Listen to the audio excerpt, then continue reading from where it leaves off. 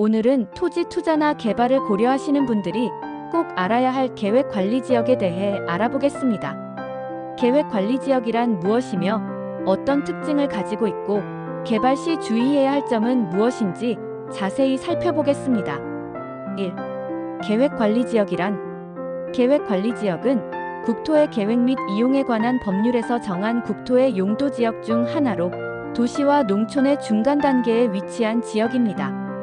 즉, 도시로 발전할 가능성이 있는 지역이지만 아직 도시화가 완전히 이루어지지 않은 곳을 의미합니다.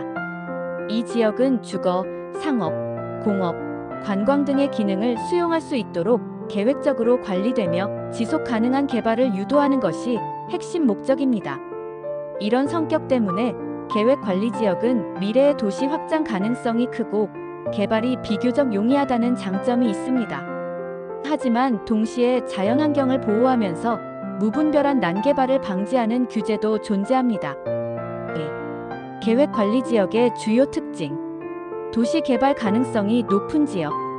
계획관리지역은 향후 도시지역으로 편입될 가능성이 있는 곳으로 지자체에서 도시 확장 계획을 세울 때 중요한 역할을 합니다. 때문에 장기적인 투자 가치가 높으며 주거나 상업시설이 점진적으로 들어설 가능성이 큽니다. 다양한 개발이 가능하지만 규제가 존재. 계획관리지역에서는 주거, 상업, 공업, 관광 등 다양한 용도로 개발이 가능합니다. 하지만 무분별한 개발을 방지하기 위해 건폐율, 용적률, 건축물의 용도 등에 대한 규제가 적용됩니다. 즉, 아무 곳에서나 대규모 개발을 할 수 있는 것이 아니라 일정한 계획 아래에서만 개발이 허용됩니다.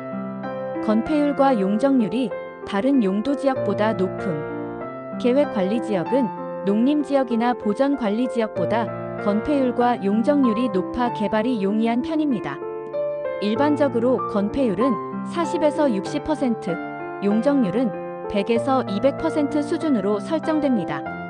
이는 농림지역보다 높은 수준이지만 도시지역보다는 다소 낮은 수치입니다.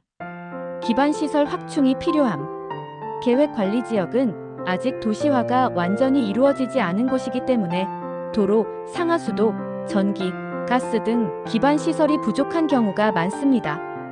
따라서 개발을 하려면 추가적인 기반시설 확충 비용이 발생할 수 있습니다. 3. 계획관리지역에서 개발할 수 있는 건축물.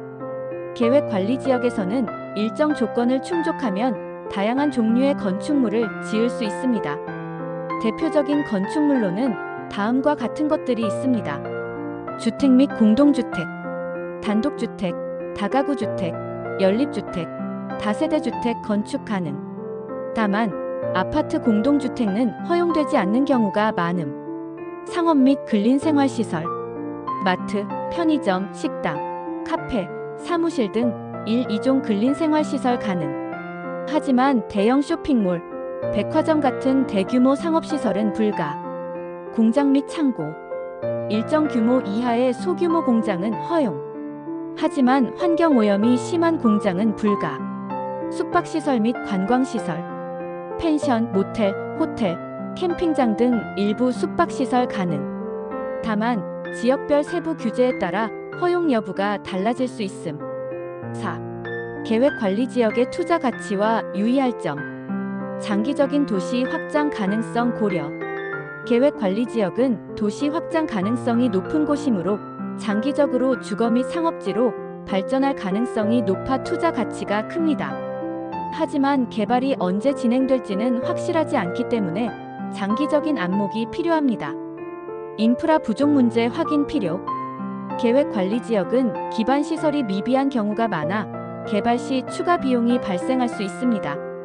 따라서 전기, 상하수도, 도로 접근성 등을 미리 확인하고 투자하는 것이 중요합니다.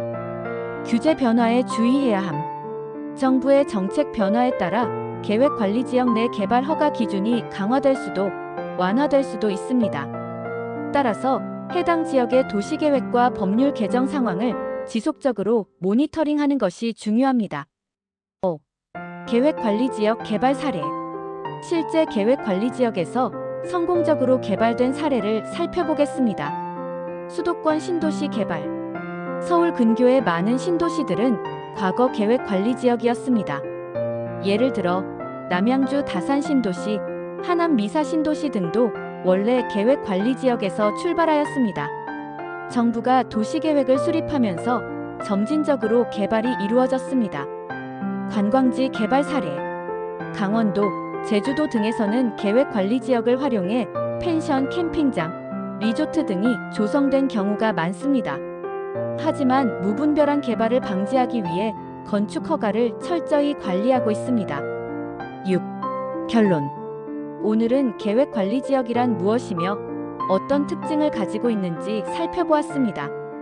계획 관리 지역은 개발이 비교적 용이하면서도 장기적인 도시 발전 가능성이 높은 지역입니다. 하지만 기반 시설 부족, 개발 규제 등도 고려해야 하므로 투자 전 신중한 검토가 필요합니다. 앞으로 계획 관리 지역과 관련된 법률이나 개발 트렌드가 어떻게 변할지 계속 지켜보는 것이 중요합니다. 오늘 영상이 도움이 되셨다면 좋아요와 구독, 알림 설정 부탁드립니다. 더 유익한 정보로 다음 영상에서 찾아뵙겠습니다. 시청해주셔서 감사합니다.